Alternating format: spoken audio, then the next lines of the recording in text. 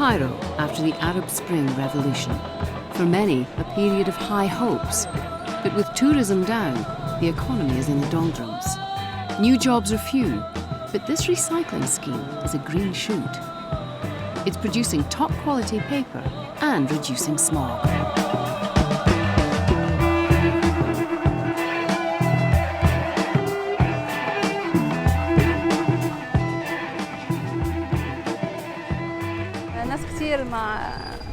Lots of people here don't have jobs, and we hope that after the revolution, everyone may get a job, because you need a good job to be able to live a decent life.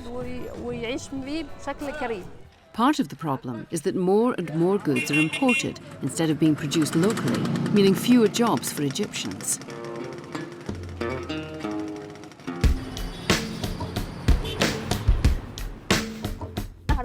People should know that our handmade products, Egyptian products, are much better because they create employment and enable all young people to work.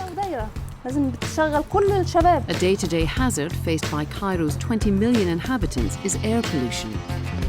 The World Health Organization says that in downtown Cairo, it's between 10 and 100 times higher than safe levels. Cars are causing pollution.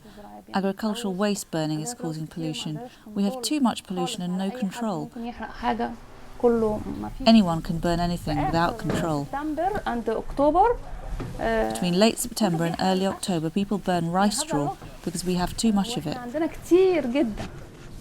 The purpose of Nafeza is to recycle the rice straw that the farmers burn in Egypt.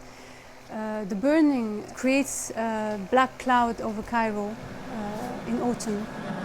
Nafeza, a non-profit foundation, recycles about 13 tons of rice straw into fine luxury paper every year.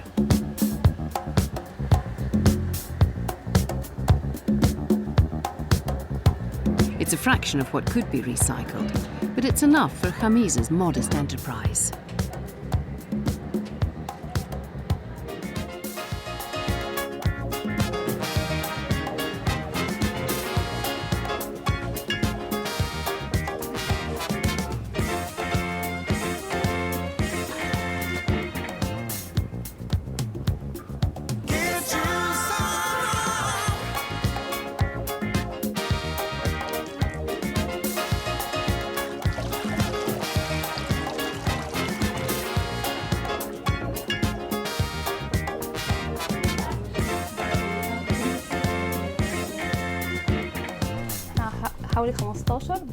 We are about 15 paper makers and designers working on the final product sold.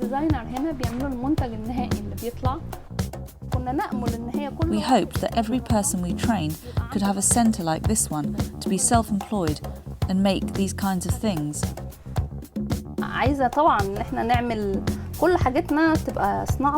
Of course I want our products to be made in Egypt and allow our young people to work.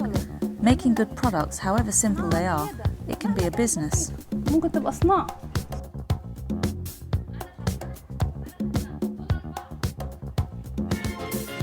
all you can and just keep on learning. The more you learn, the more you earn. There's another aspect to Nafeza. Most of the 15 workers here are deaf and mute women. Yasmina Mohamdan became deaf and mute as a child after contracting meningitis. She's worked for Nafeza for 5 years. Her younger sister, Amira, started work here a year ago. She's our translator. She says, I like being independent. I like the fact that I'm not staying at home, but rather working, and that I have an identity and I'm doing something in society.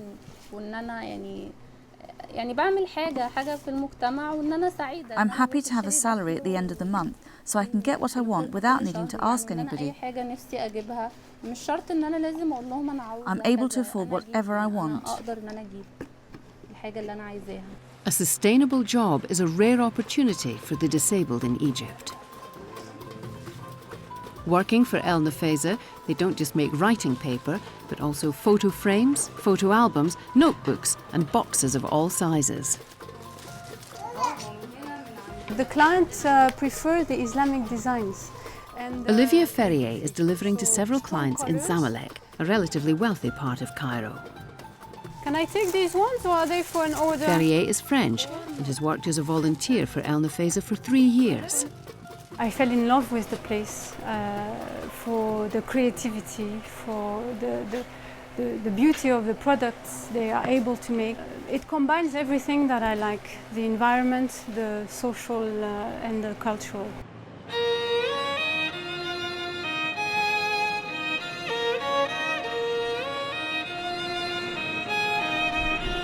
I'm delivering one of our very good clients.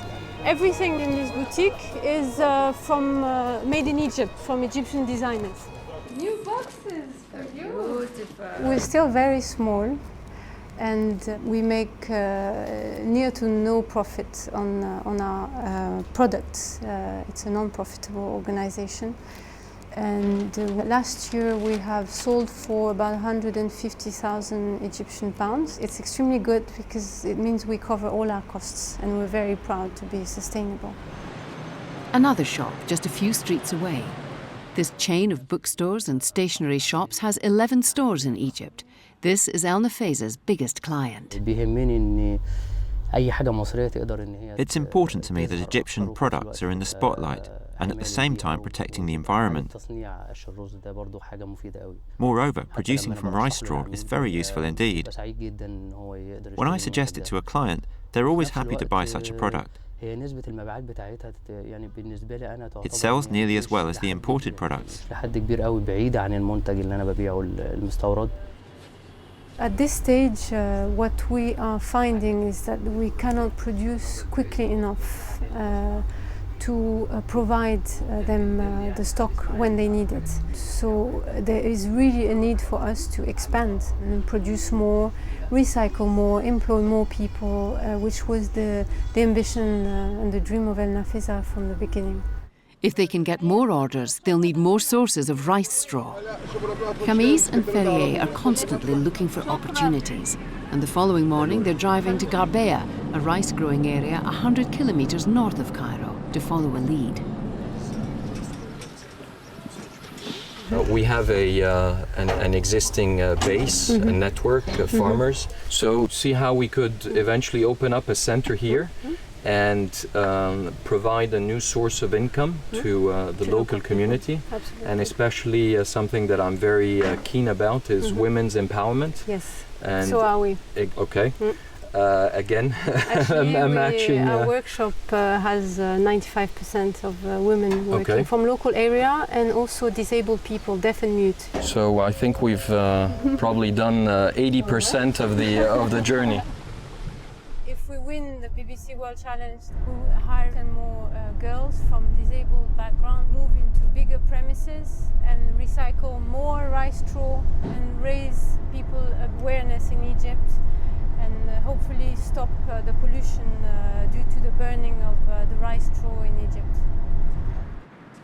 How does the product stand up to international luxury paper standards? We get a verdict from a Swiss stationery boutique. It's very nice. The design and the colors and the patterns are very different. It's something I never saw. The quality seems to be very natural. And it's interesting because it doesn't use wood. We try to have more and more paper for decoration or objects like that coming from other sources than wood. It's a good surprise. On World Challenge, we give each finalist a chance to say why their project deserves to be a winner.